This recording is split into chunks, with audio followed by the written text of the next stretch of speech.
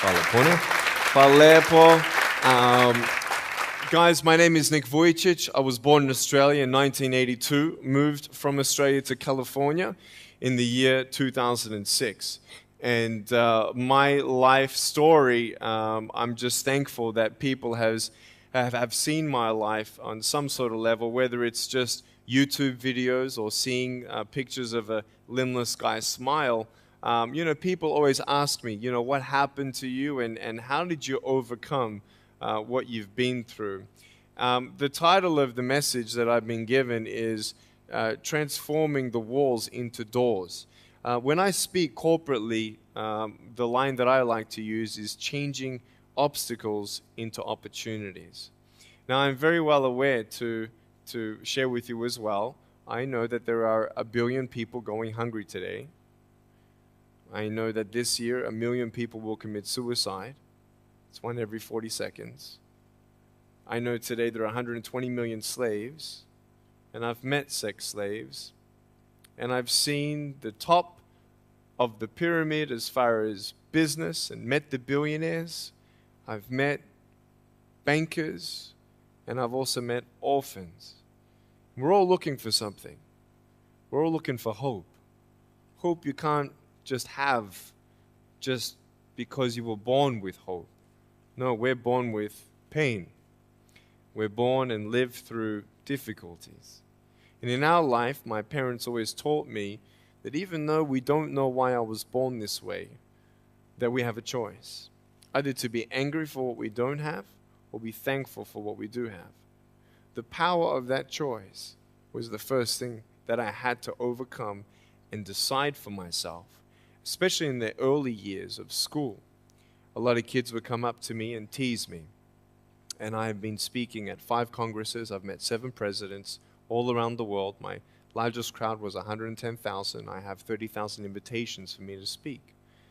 So wherever I go, I talk about the value of life. I talk about anti-bullying messages for the school systems in different nations.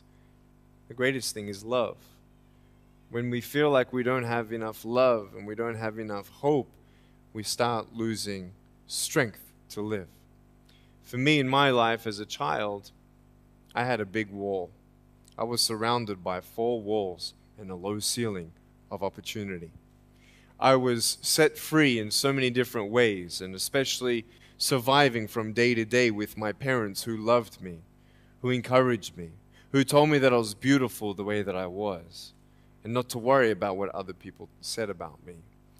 I was actually the first special needs child to be integrated into the mainstream education system in Australia, and I was awarded Young Citizen of the Year in 1990. And the world is a hurting place, and the world needs hope, and the world needs love. Without hope, we feel like, why are we here? Well, brokenness. Here's mine. Today, I still have no arms, no legs. But everything's changed. Everything. For me, I was looking for hope and happiness, and I couldn't see it for many years. In fact, if this side of the table represents my hope, truth encourages me to become all that I can be. But then we have lies every day coming in our mind, people who discourage us. You know the people that you have in your life who, no matter how good of a day you're having, they'll bring you down. Or no matter how bad of a day you're having, they'll bring you even lower. You know what I'm talking about? Think of the 3 biggest discouragers in your life. They're not your biggest discouragers. You are. You are. It only takes 3 seconds for me to tell you something discouraging. But then you may never forget my words. I've met so many 50-year-old women and 40-year-old women who still remember what their fathers told them that they wish they never heard. Words are powerful. When you hear those words and then your mind starts growing with these lies. Nick, you're not good enough. Nick, just give up. Nick, you're never going to get a job. You won't get married. You can't even hold your wife's hand. What kind of a father are you going to be if you can't even pick up your kids when they're crying? You're alone. Sure, your parents hug you, but their hugs can't heal you. Just give up. Just give up. Just give up. Just give up. Just give up. At age 8, I thought that I should commit suicide. Why? Because I didn't have hope. I thought I didn't have hope. Today you can see that I had hope. What's the word? Believing in something you do not see. Faith. Words can only do so much. Hugs can do much more than words. But when hugs can't do anything, that's where faith kicks in. For me, words and hugs were not enough, but I had no faith. So I tried to give up. At age 10, tried to drown myself in 6 inches or 15 centimeters of water. In my home, I told my dad I just wanted to relax. But really, I wanted to end my life. I had enough. Dosta mi bio. Okay? The first 2 times I rolled over, I was trying to work out how much air I hold in my lungs before I let it out. And the 3rd time, in my mind, knowing that I wanted to get out of here because of the bullying in my life, because I was going to be a burden to my parents and I had nothing to look forward to, I realized at that moment that if I actually went through with committing suicide, I would leave a greater burden for my parents than they already had. So there was one thing less hopeful or more burdensome than having a child without limbs. What is it? A child without limbs who gives up. So when I saw in my mind my mum and my dad and my brother crying at my grave if I went through with it, that one thought saved me. If my parents never told me that I was beautiful the way that I was, if my parents never told me that I was special and that I was loved, I wouldn't be here today. So I encourage every single parent who tries their best to encourage their teenagers. Especially in the West, many teenagers put a do not disturb sign on their door. I'm sure, the conversations all around the world between a parent and a teenager. How was school? Fine. What'd you learn? Nothing. Did you do your homework? No. And that's the conversation for the day. And when you try to tell your children that they're beautiful, so of course I'm beautiful. I'm your son. I'm your daughter. Of course you're going to say that. But they're right. Every single human being has value, and my value is not determined on how I look or what job I have or where I'm from, where I was born, how much money. All that stuff is nothing. So many teenagers, tease each other for how we look, and I tell the teenagers, do you think that I'm cool enough to be your friend? They're like, yeah, of course. I said, but I have no arms, no legs. And they said, doesn't matter. I said, really? So it doesn't matter that I have no arms, no legs? I said, no, it doesn't matter. I said, then actually, if it doesn't matter, then why do we kill each other with our words if it actually doesn't matter? Why do we look ourselves in the mirror and see ugly instead of valuable? I want to ask you today, what are you looking for? If I gave you $1 billion, would you be happy? If you gave me $1 billion, I'd be very happy. But then if my mum dies tonight, am I happy? No. With all the money in the world, I'll never be happy. Why? Because money is something that cannot heal the soul. So many teenagers are looking for love, which love does heal the soul. Love does complete the soul.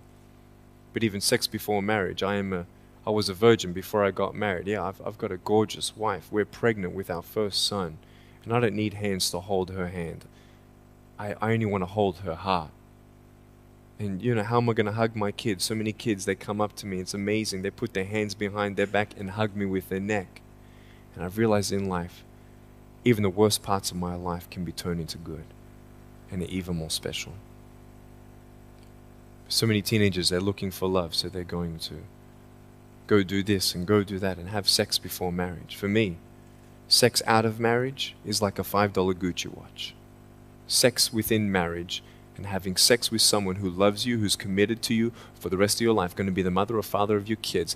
That's what love is. You can talk, you can sleep with as many people as you like, but never know for sure, do they love me? Love is a lifelong commitment. You see, there are choices in life, and we're looking. I want to ask you, what are you looking for?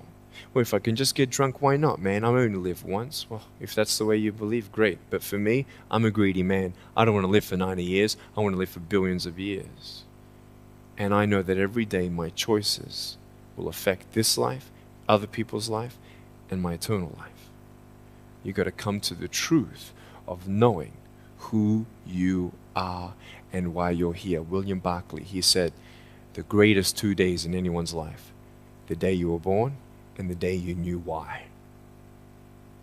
So, you're ugly. No, I'm beautiful the way that I am. And if you can't believe that for yourself, so many girls especially stay with their emotionally abusive boyfriends. Because if I break up with him, then who's going to want me? See, we all want love.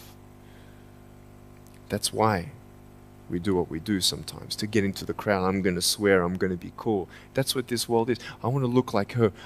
If I was taller, shorter, smarter, more popular, whatever you want. It's not enough until you find the truth. I'm wonderfully and fearfully made. There's a greater purpose for my life. I am here for a reason. Sure, I didn't get a miracle.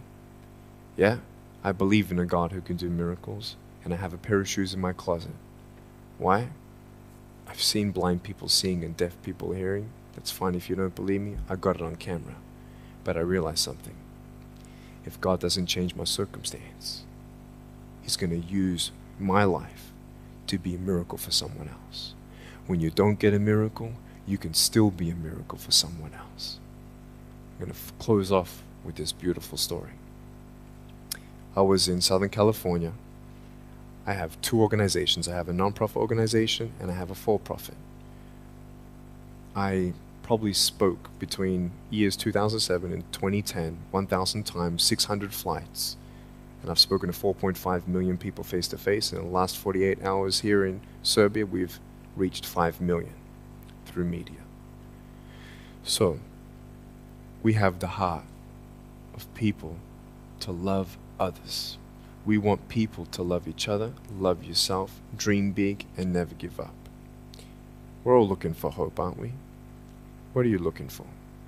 Money, drugs, sex, alcohol, pornography, fame, fortune never satisfies. It's never enough. But I've come to a peace. So check this out.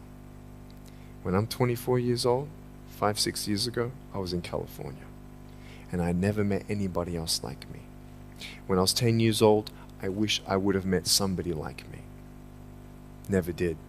Didn't get that miracle. But at 24, in California, I saw a little boy with no arms and no legs, 19 months old, just like me. I knew he was going to be bullied. I knew he was going to go through depression. I knew he would feel alone. I knew that he would get worried if he's ever going to have a girlfriend, and so on and so on. I got the father to bring him up on stage in front of 2,000 people. And everyone was crying. And it was a materialization of when you don't get a miracle, you can be a miracle for someone else. I am not a superhero. I go through ups and downs. So do you. But take one day at a time. And if you haven't found that peace of knowing who you are and why you're here, and where you're going when you're not here, for me, I want you to know that's how I've overcome. I don't have any walls. My book's called Life Without Limits. And what will be, will be. I've acted in a short film, 30 awards. I got Best Actor in a short film. I've done my own music video. I've written 2 books. First book, 30 languages, 800,000 copies. I'm 29, and we know 1 billion people know who I am. Not to bring up my pride or my name or my status. Trust me, I'm just like you. But I hope you are inspired to know that if I can dream big, then so can you. There are no walls. Find your peace, and you'll make your walls doors. Thank you so much.